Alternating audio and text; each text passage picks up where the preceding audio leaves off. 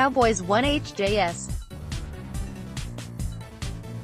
List staff. Photographer Dallas Cowboys quarterback Tony Romo, 9, smiles on the sideline during the fourth quarter against Detroit Lions at AT&T 2016.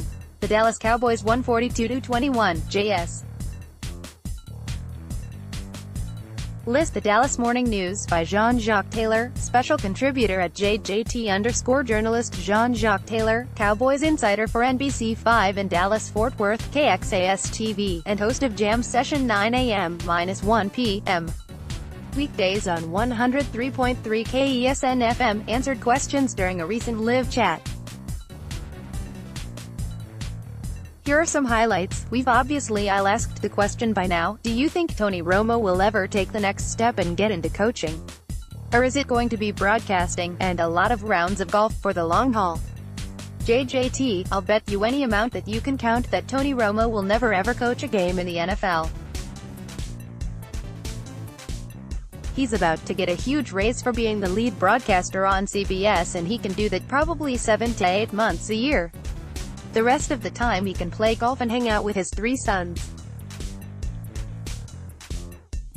That's a lot better than spending 80 to 90 hours a week trying to coach players to do what he did naturally. Besides, every coach is hired to get fired. He can broadcast games at NBC for 25 years, if he wants. The XFL may offer roster spots to kids right out of high school if they choose not to go the college route.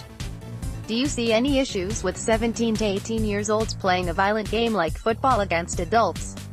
How could that be allowed to happen? JJT, we're not really going there, are we? You can fight for your country at 18. You can leave home and play hockey, baseball or tennis at 18, but we don't want to let kids play football. That's poppycock.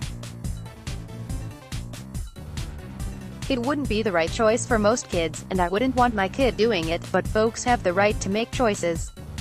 And they must live with the consequences, good or bad. Should we be at all concerned about the potential for a sophomore slump for Leighton Vander Esch in 2019? JJT, fundamentally, I don't believe in sophomore slumps. I think that's an excuse folks use to justify poor performance. The reality is most players make the biggest jump of their careers between their first and second years in the league.